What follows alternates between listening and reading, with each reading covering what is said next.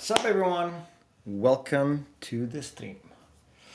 Azure and DevOps and Security as part of the festive tech calendar. I'm really excited to be part of the event this year. And check this out. I've got the outfit to match everything, in the festive spirit. I hope everyone's okay and you're excited about the holidays. It's only 6 days away until we hit Christmas. And I think that's gonna be my last stream for 2021, which has been a very productive and very busy year. I hope everyone is busy and happy as well. I see Ilumi B online with us today. Hello, welcome to the stream. Thank you for being with us. How are you? How's everyone? It is 11 a.m. here in the Pacific time zone. I am based in Seattle. The weather is not too bad today. In fact, it's a sunny day. And I'm planning on going outdoors for the rest of the day and spending time with the family. But in the meantime, I wanted to actually talk about security and DevOps and why it is important. Because we tend to talk a lot about identity and security. Hey, Trooper, how you doing, man? Nice Anaha. Well, it's in the festive spirit. I wanted to keep it festive and it's thematic. Although putting my headphones over it was a little bit tricky. And yeah, as I said, we want to talk about security and DevOps. We've done a few sessions throughout the year and since the 45 show started. And we always tend to touch upon a few things. So today I wanted to keep it open and see how you guys are doing security with your DevOps. And whether you're doing security for DevOps and how you do local development and whether there's a way to improve all that. So Trooper is saying recovering from a bad fall. Oh no, man, that's not good. Staying at your parents and heading back. Oh, head back and knee hurts. That sounds awful. I hope you feel better. Yeah, Richard and Gregor, big kudos to them for organizing everything. And I cannot pronounce the Laxmiprabhakorkopolu. God, this is a very long name. I don't know how you pronounce that, and I apologize for butchering it. I love the fact that you enjoy the topic. Fell off a ladder? Damn, man. Be careful. I mean, usually with tether, right? If you have to go really high up, you should tether. We can't force people to change their names, please. Please be careful, especially around the holidays. You don't want to be stuck inside. I hope you recover very quickly, Trooper. Falling down is not fun, especially if it is, if you're older. Like I am older. Every time I get a scratch or something, it takes twice as much time to recover. So I definitely feel it. If I actually changed my beard into white, I would be very close to being Santa, although I need to gain some fat. Yeah, my friend, tether up if you're going high up and or leave the job to the professionals. I started to think that certain things don't worth the risk and I can hire somebody to do it. Paying money for someone to do the professional thing because I suck at almost everything. Like cleaning the gutters the other day. I mean, I can do the lower part, but I did not want to do the higher up because even though I can go on the roof, my wife would kill me if anything were to happen to me. That's why I stopped doing sports, like winter sports, because every time I went up on the slopes, I would end up hurting myself. Yeah, I know. The guy that was supposed to hold the ladder went off somewhere. Damn, sounds bad. Yeah, choose your ladder holding partners wisely. There you go. So security, why is it important? Changing topics or going back to the original topic. It's because everybody screws up. Yeah, I know. Helping out the community is good, but again, I said weigh the benefits. Thanks for the kind words and thanks for letting us know that the 45 show rocks. DevOps, it's been discussed quite a bit. I hope you're doing DevOps, by the way, because I know it sounds weird, but even back in 2018, when I would work with customers, Microsoft customers, there were many cases where people were not doing DevOps properly. And I know properly what is properly. Ideally, you want to have source code.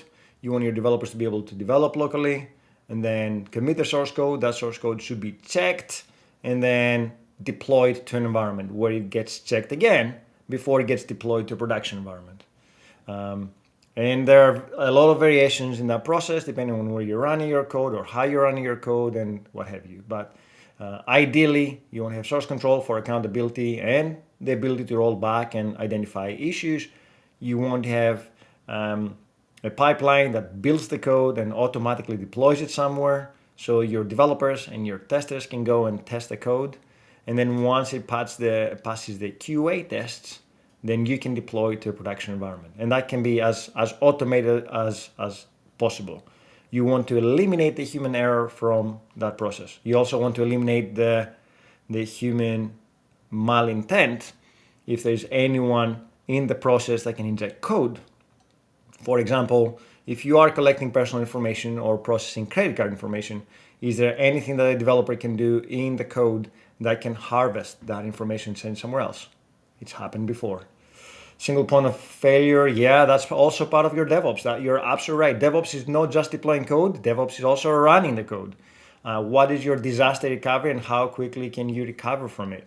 High availability, cold offsites just to allow you to recover data and what have you. Again, depending on the needs of your company and the needs of the solution, you want to be able to recover based on your SLAs. If it is an internal application that people use sporadically, like an HR application that does payroll, and you only need to look at that every twice or 3 times a month, then you don't need to have an extremely high availability and pay a fortune for it.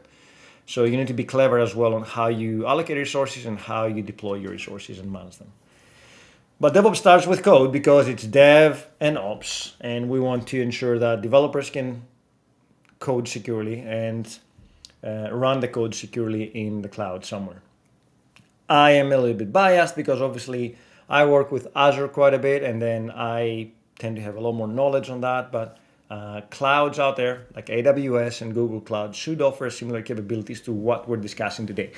There should also be third-party tools that are available to everyone, no matter where you're running, whether you're on-prem or production. And then there are principles and processes that you should also employ that are independent of vendor.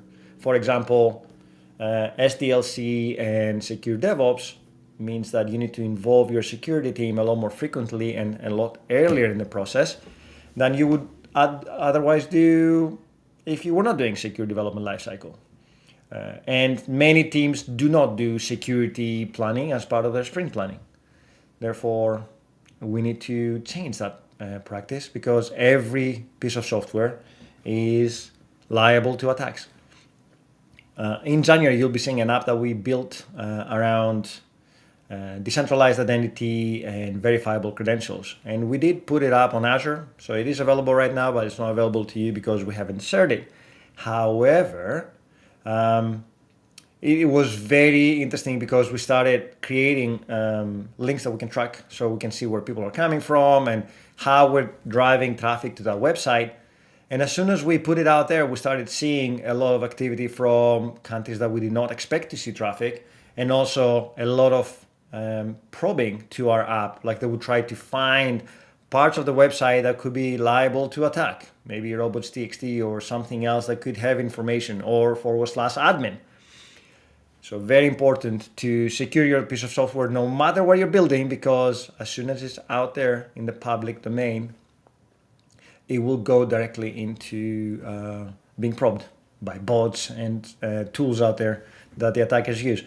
If they do not take over your, if they don't hack into your software, sometimes they will hack into the resources that are on your software, and they can use those to do other things like Bitcoin mining, or use them as bots to further attacks. So it's not just, hey, I'm running code that doesn't do anything with personal information or credit cards or does not need to be secured, but the underlying resources need to be secured as well. So Trooper says, I did not know that security with regards to DevOps planning. Well, again, it depends. You need to start with threat modeling. There was, in my team back in the UK, we had Phil Winstanley, who is a fantastic security analyst and engineer. who always talked about threat modeling. You need to understand what your threats are and what kind of model do you need to build around your threats so you can balance security, because you can go crazy with security, right? You can be just doing security day in, day out, and it will never be enough. So you need to find the right balance between what do I need to secure and how do I need to secure it, and why. What is my threat? This is my internal users. Can they take information and sell it somewhere else? Under duress. It could be somebody that is being blackmailed to provide that information. That's why in very risky or very sensitive jobs, you have to go through security checks and security backgrounds, and they will go into your family details and whether you have any debt, because it could be used against you. Like somebody can come and say, we're gonna pay off your debt and forgive you or give you 1 million if you provide us with that information. Therefore, developers, as you can see, have a lot of power in accessing resources they shouldn't have, and we need to address that. Hey, Phil Snubble, thanks for joining us. Good evening to you as well. We're talking about security and DevOps and why we should be looking after our infrastructure and applications, and why we need to protect against unwanted and wanted attacks to our infrastructure. Hey, Alexander Nielsen. I am awful at reading names, so I apologize for that. First time chat, hey man, thanks for joining us. We're talking about security and why it is important to be secure in this day and age. What if you run Kubernetes? In Kubernetes is built in. No, it's not. Oh, he came back with a different name. Right, okay. That was easier to pronounce. Thank you. That's a really good topic, by the way. I just followed you and you're live. Thank you. Well, we are streaming on the 4 to 5 show as well as on the Microsoft Developer. So if I'm jumping from one conversation and you're seeing me mentioning names that you don't know, it's probably because they're in different channels. So thank you. And we're live on YouTube as well. Hey, Elliot Brand, thanks for joining us. Again, security. How do you do security, by the way? So Trooper just said that we didn't know that security should be part of our DevOps planning and our sprint planning. I would say make it a priority depending on what you're building, but you also need to instill your developers with a notion of, is the code that you're running secure enough? Unfortunately, with many things in software development, we do the mistake of actually thinking about security way too late in the process. Let's push the code out there and then let's make it secure. Unfortunately, same with performance. It is very hard to go and retrospectively fix performance or security once you're out there. I'm not saying that it's not doable, but it is a lot more costly for enterprises to do that, and in many cases they will not see the reason why they should do that until it's too late. The worst incidents I had was due to a basic mistake in infrastructure setup. Yes, that's why we want to eliminate manual tasks. Phil Snubble is saying that many things that have taken infrastructure down, AWS went down a couple of years ago because of a human error. Somebody ran the wrong script and it took down infrastructure. And we don't always blame it on the intern, and we shouldn't be blaming it on the intern, because if you assign an intern to run a critical task into production, then that should be checked by at least a few people before it runs in production. But yeah, it is challenging. So developing locally is challenging because we have to work with other systems. Again, I did mention that my background and my bias is towards Azure, but other cloud systems and other infrastructures should give you the capability to run similar things. So let me share my screen so we can discuss about how I approach secure development lifecycle and how I like to develop locally, and then I'll be interested to hear how you do it. By the way, if I play sounds, I'm curious to find out or hear if you guys can hear them. Let me know in the comments. Are you sure about that? Did anybody hear that? Probably not. Probably my configuration is wrong. Oh, you heard it. Awesome. Nice. Thank you for letting me know. I'm excited now because I can play sounds like this one while I'm setting my screen, right? There. So now you can see my screen and I should be in the corner. I'm too tiny. I'm tiny. Nah, it's too big. How about this? This one, no? No, it doesn't like this one. So I have to be tiny. Teeny tiny. Okay, I'm going to be boring, but I prefer no soundboard. Okay, Phil Snubble. I feel you, man. A0W. Is it 0? 0O for the W? It's a bit tiny though. Yeah, I know it is a bit tiny, but I don't know if you prefer to see my screen or if you prefer to see me. I suspect that you prefer to see the screen. Fine. Right, so here I have a solution. In fact, it does say you should update your PowerShell. And I am one of these guys that will go and update PowerShell or whatever else because it just came down. And you should also be, oh, it is an unconfirmed download. It didn't seem to have completed. Uh-huh. Okay, so there should be a browser somewhere out there that says, yeah. Oh, I want to start with this one. So a couple of years ago, Secure DevOps and Secrets, right?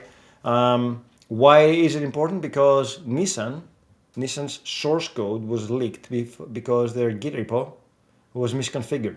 Was it misconfigured or was it not configured? Check this out. They were using admin as their username and password for their Bitbucket server. Whose fault is it? Obviously, you need to have policies there to protect you against things like that, or especially working with non-defaults. For every software that you install, you need to make sure that you have non-default settings, or at least change things like this. Like how many of you have gone into your home routers or routers, whatever your pronunciation preference is, and change the default passwords? Or no password. Yeah, I mean, I've told this story before. I don't know if you guys have ever heard me telling the story, but I worked for a company that will remain anonymous, that their SQL Server configuration was SA and no password, and that was admin account. That was the admin account that we're also using to access SQL Server without any restrictions. And when I actually questioned why we had this practice, the DBA said, well, if we don't have no passwords, we don't have to remember the passwords, and therefore it's easier to connect to the SQL Server. So please don't do that. It's their mistake for not following Christos Maskas. Well, you could also say that. Yeah, I mean, it's their mistake for not following me, but I don't know everything. And I would say that we should all educate ourselves better around security and best practices because I read this on Twitter the other day. Blue teams or security teams always think in lists, whereas attackers always think in graphs. Which means that when an attacker is trying to gain access to your system, they will go through a lot of different permutations and a lot of different things that security teams tend not to think about. So please, please, please do not use defaults and employ some basic policies. So I did download the other day, not the other day, just before we kicked off the stream, I downloaded my PowerShell because there's no better time to update your PowerShell than live on the stream. Oh no, I did not want that. Cancel that. There you go, open file. I'm installing PowerShell while we're talking about things because PowerShell rocks, by the way. You can do so many things with it and it works everywhere. It is open source and cross-platform. You can run it on Mac, you can run it on Linux, you can run it on Windows. So let's install this bad boy while we're talking about security. I think I should get a prompt for admin. And yeah, at some point it will happen, but it's fine. PowerShell is trying to take down my stream. Okay, that is installing. And in the meantime, let's go and look at some code. So this code is an ASP.NET application. Fine, it wants me to close the terminal. It is an ASP.NET application. Let me make it bigger. That does a few things. Plus. But it is working on Azure, or it is working against Azure. In fact, it pulls some resources to connect to certain services. And I like to use Key Vault for a lot of these sensitive settings. Now, in the past, you may have experienced a config file or a web config file that had, okay, that's fine. that had some secrets in here, and that secret can be very sensitive, which we don't want to expose. Look at that. I mean, Copilot is very, very active these days. So we don't want to store that information on our config file because, first of all, it is very sensitive. Somebody could get access to our source code, and that would give them access to sensitive information. So let's not do that. Somebody might get access to the server that this application is running and be able to read the clear text passwords. There is a way around it by going into your repo and then using the .NET command line. Oh man, it didn't update that. Maybe because I didn't have terminal closed to begin with, but it's fine. So cd projects, and then we'll go cd ASP.NET. A couple of projects there. And then here you have .NET user secrets, if I remember correctly. Secrets. And that allows you to store temporarily secrets in a text file. It is better than storing them as environment variables, but they're still stored as clear text. And I don't like storing stuff in clear text because it's very, very dodgy. Also, if you are going down this approach, you need to have a file somewhere or a README that informs your other teammates on how to install and create them. And therefore, you need to start setting your secrets now in the team. So somehow you need to allocate those secrets and you let them know. Maybe there's an Excel spreadsheet, password protected on the share. Please don't do that. Hopefully you're using an enterprise password manager, but still somebody has to maintain those things, which is not a bad thing, but they are common knowledge because if I can open the password manager tool and I can get access to important secrets, then I can actually take advantage of that and do something dodgy if I wanted to. So there's a better way of doing that, and that is through, hey, I can't read any word in the stream. Check your stream, please. I can't read any word. Is it too blurry? Is my connection strength too low? Oh man, yeah, you're right. It is extremely blurry. Yeah, damn. What is wrong? What is my performance here? Why am I in such a bad state? The text is bad for some reason. I'm telling you, it might be my connection. The text is all distorted. Let me unshare and reshare. My camera is good. Yeah, exactly. I don't know why. Maybe screen sharing was old. Is that any better now? Let's see. No, it's still very distorted. Yeah, see, my camera is spot on. I wonder what will happen if I remove.